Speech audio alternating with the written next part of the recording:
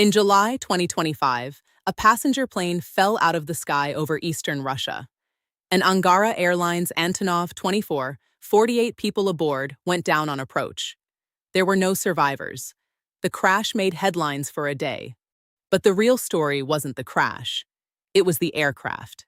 That Antonov was nearly half a century old, and it was one of the newer planes still flying in the region. When Russia's aviation authority responded to the disaster, it didn't ground the fleet. It extended the plane's service life by another 10 years, not because they were safe, because there was nothing to replace them with. Stop and think about what that decision reveals. A nuclear superpower, a country that spans 11 time zones, looked at a deadly crash and concluded it had no choice but to keep flying the wreckage. That single decision is a window into something far larger than one airline. It's a window into the quiet disappearance of 40% of Russia's own country. Because while Vladimir Putin pours men and money into a war to expand his borders in the West, the largest stretch of territory he already owns is slipping out of his hands in the East. And the strangest part is this: not a single shot is being fired to take it. The Russian Far East covers roughly 40% of the country. It is enormous, resource-rich, and strategically irreplaceable. Putin himself called it Russia's future and labeled its decline a national security threat. He was right to be afraid. Today, around 8 million people live across this vast space, and the number falls every single year. To understand why that figure is so alarming, you have to understand what it took to put those people there in the first place. This land was never naturally populated by Russians. It was engineered, and the engineering took the Soviet Union half a century. The first modern infrastructure here was built on bones. Under Stalin, hundreds of thousands of Gulag prisoners laid rail through frozen taiga, hacked open mines, and built ports in conditions that killed tens of thousands of them. But terror can't sustain an empire. You can force a man to lay track. You cannot force generations to stay. So, after Stalin died, the Soviet states switched weapons, from fear to incentive. And here's where the real machine was built. Salaries in the Far East were set 50% to twice the national average. Workers who moved east kept guaranteed housing rights back home. Behind every promise stood the full weight of a central authority that controlled the money, the guarantees, and the infrastructure from one place. It worked spectacularly. Under Brezhnev, 50,000 young volunteers moved east. Land that had once meant exile now meant opportunity. Migration kept climbing into the late 1980s, and then the entire system evaporated overnight. The Soviet Union collapsed, and with it, every guarantee that had held people in place. Housing rights vanished. Savings were incinerated by inflation. The workers who had given their best years to the East were left holding nothing. So they did the only rational thing. They left. From 1991 onward, deaths and departures outpaced births, and that trend has not reversed once in 35 years. It hasn't even slowed. It's accelerated. In 1989, more than 10 million people lived in the Far East. Today, it's below 8 million. But a regional average hides a series of local catastrophes. Chukotka, the peninsula at Russia's far eastern edge, lost 2/3 of its people. Magadan, once the Soviet engine of gold and resource extraction, emptied at nearly the same rate. In Kamchatka, 1 in 3 is gone. These aren't shrinking regions. They are effectively abandoned. There is no one left to come back. And here's the cruel mechanism underneath it. The people leaving aren't panicking. They're doing arithmetic. The salary advantage that once justified the cold has eroded, but the cost of living hasn't. And every family that leaves makes life slightly worse for the families that stay. Fewer customers, fewer services, thinner supply lines. Each departure pulls the next one forward, which raises a darker question. What does that downward spiral actually look like when it reaches the bottom? In 2025, footage leaked from Yakutsk. People standing in mud, queuing to buy frozen meat. Yakutsk sits atop some of the most valuable mineral deposits on Earth, and its residents were lining up for basic food. In Chukotka, the winter of 2026 was worse. Potatoes and onions disappeared from regional stores for weeks. Delivery trucks froze in place on highways in temperatures near -40. And when a truck stops there, it isn't a late shipment. It's tons of food turning to frozen waste and a driver's life on the line. Now hold that image against what Chukotka actually is. This is not an empty ice desert. It is a strategic threshold, a maritime border with the United States, the gateway to the Bering Strait. Russia has poured billions into Arctic military presence here. The Sopka-2 radar on Wrangel Island can track a fighter jet the moment it lifts off from Alaska. And in the shadow of that radar, the personnel running the base wait in line for groceries in the freezing dark. Read that twice. A strategic zone that cannot feed its own civilians has already collapsed from the inside, long before any enemy arrives. The radar still turns. The system behind it has rotted.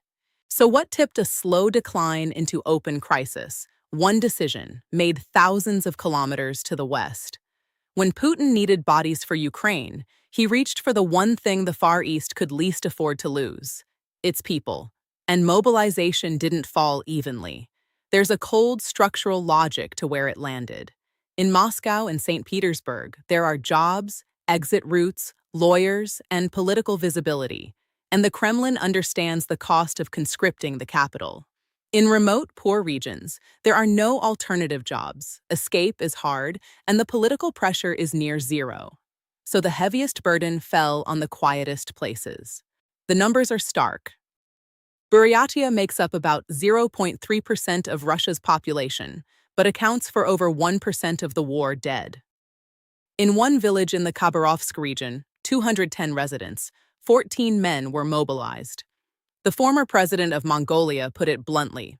Russia, he said, treats Mongol peoples as nothing but cannon fodder. According to BBC analysis, 6 of the 10 Russian regions with the highest casualty rates are ethnic minority republics. Foreign policy gave this pattern a name: colonialism. Working-age men, drawn from regions already starving for labor, were sent west to be killed, wounded, or driven into exile to avoid the draft. But the war didn't just drain the people, it drained the treasury that might have saved them. In the 2026 federal budget, defense and security reached 38% of all spending, and 84% of it is classified. VAT was raised to 22% to feed the front. In a budget like that, there is simply nothing left for the Far East. And that brings us back to where we started, to that 40-year-old plane. In the Far East, air travel isn't a convenience. It's the only thing connecting many communities. Roads are inadequate, railways thin, distances impossible. And the backbone of that air network, the Antonov 24s and 26s, is 40 to 50 years old, with modernization now off the table. So when that Angara Airlines plane crashed in July 2025, the response wasn't renewal. It was a 10-year extension on aircraft that should already be in museums. Then the budget made it permanent. In 2026, aviation production spending was cut by 40%, and fleet renewal subsidies were zeroed out entirely. Remember that in 2023, Russia announced a plan to build 1,000 new aircraft by 2030. By 2025, it had produced 13. The plan was quietly shelved. Putin is fighting for land in Ukraine while the last threads holding the Far East together fray and snap, and the single largest thread has a name. And its story is the story of the entire region in miniature, the Baikal-Amur Main Line, 4,000 kilometers of railway, built by 2 generations of Soviet labor, the strategic spine connecting Russia's east to its west.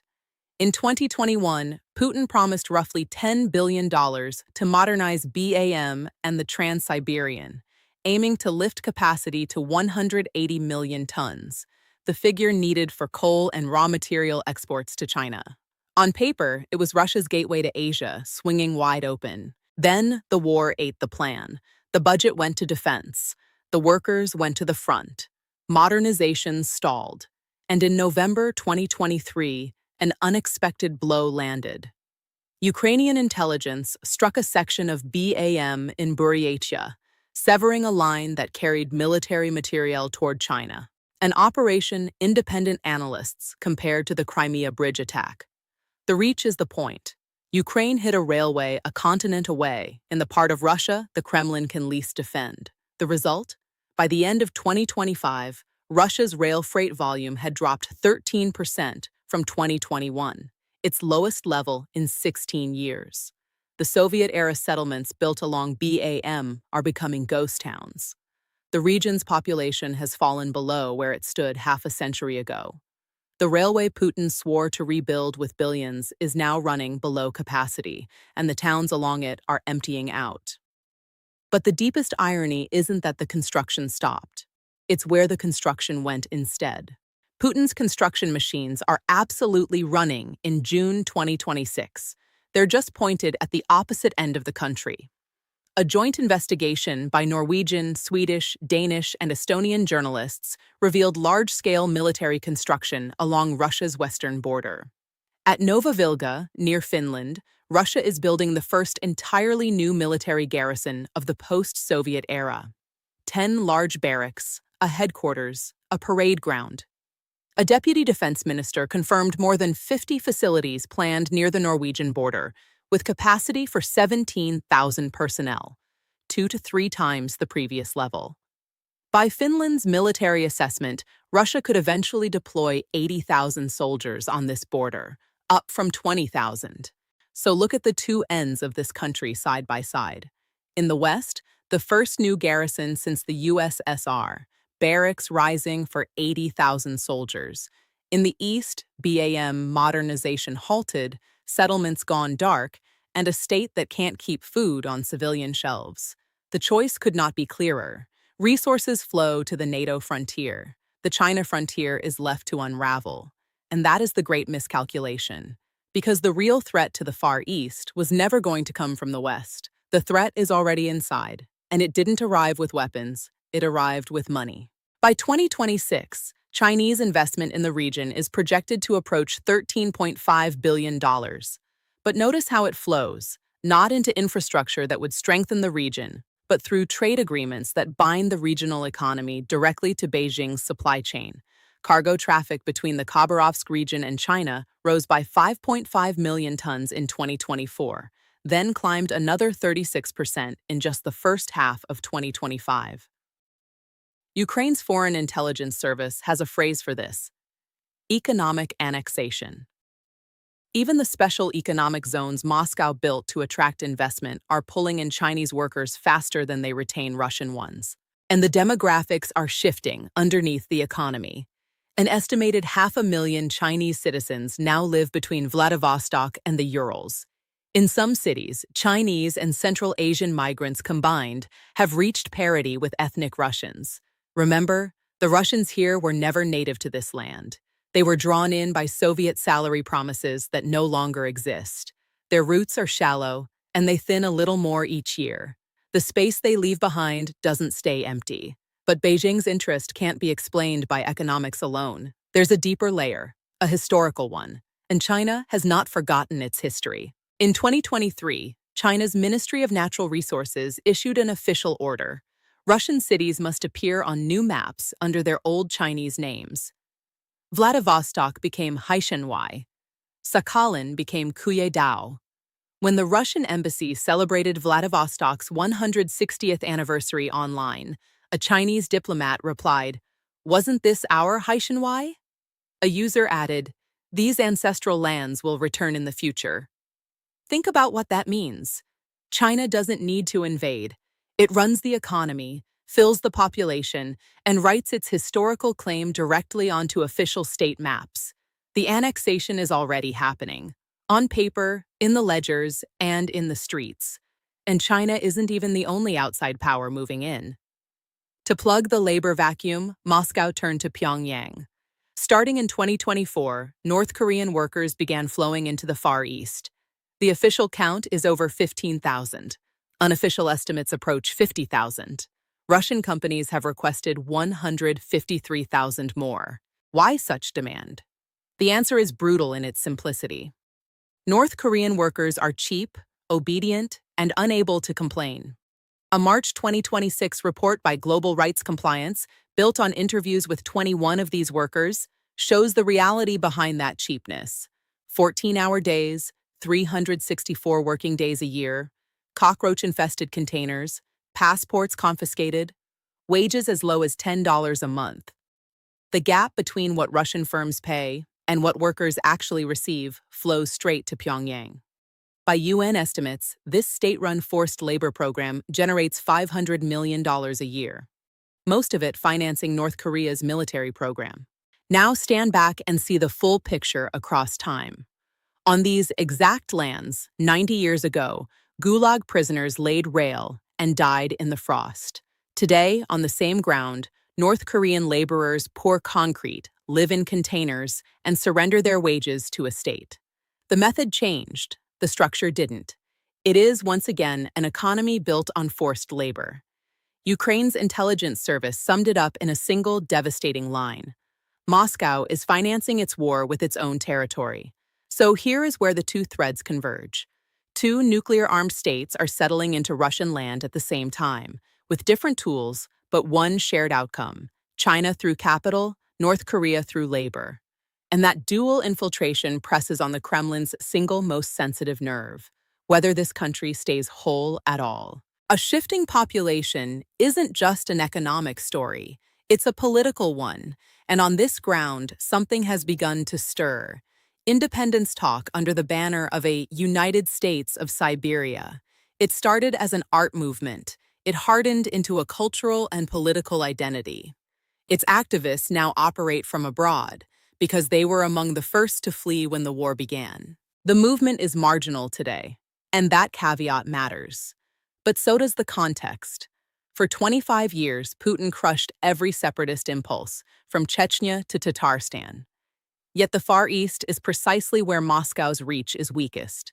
The distance is vast, institutions are thin, and security forces are spread impossibly thin. The very forces driving demographic collapse, poverty, neglect, broken promises, are the same forces that feed political instability. They reinforce each other, and the day the central government shows real weakness, it would not be surprising if people there began to look past the propaganda. This is the nightmare beneath all the others. Not that the Far East votes to leave next year, but that the conditions for it to drift away are already in place. So the obvious question is, where is the Kremlin in all this? And the honest answer is, trying and failing. It would be unfair to say Moscow has done nothing. It has been fighting to save the Far East for decades.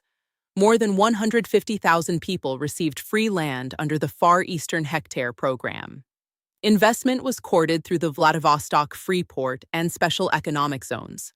Subsidized airfares and preferential energy tariffs tried to lower the cost of living. In April 2026, a ministerial-level strategy meeting on Far East demographics was held. Putin has called the region his personal priority again and again.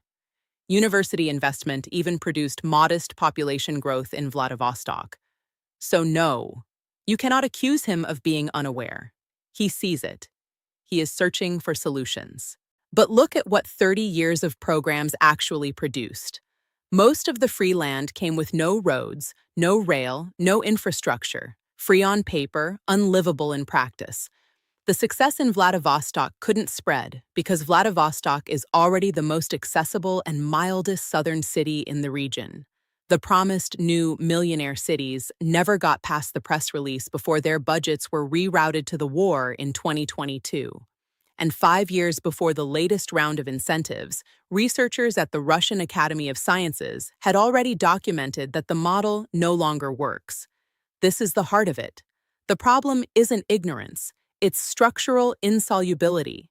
Here's the assumption Russia operated on for half a century, that a strong central authority could simply will people into the Far East, set the salaries, guarantee the housing, build the rail, and the population would follow. That assumption is dead. The central machine that made it possible collapsed in 1991, and in 35 years, no one has built a replacement. You cannot run a Soviet incentive system without the Soviet state behind it. And so the new reality is the opposite of the old rule. The Far East can no longer be filled by command. It can only be held, and Russia is no longer able to hold it. Let's return to where we began. To that 40-year-old Antonov kept flying because there's nothing left to replace it. That plane is the whole story. A vast, resource-rich region running on aging machinery, sustained by promises that expired decades ago, presided over by a state that has chosen the western border over its own east. The Far East will not break from Russia tomorrow. There will be no dramatic declaration. But on the ground, the reality has already changed. China runs the economy. North Korea fills the labor force. The infrastructure rots, and every year, a few more Russians pack up and move west. So leave with the questions the next decade will answer. If this trend simply continues on its current path, and nothing in the budget suggests it won't, at what point does economic dependence on Beijing become something no map can reverse? Has the balance quietly already shifted while the world watched the Western Front? And here is the one that should keep the Kremlin awake.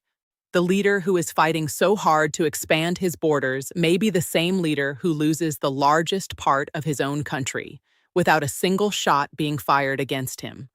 So who, in the end, actually wins the Far East?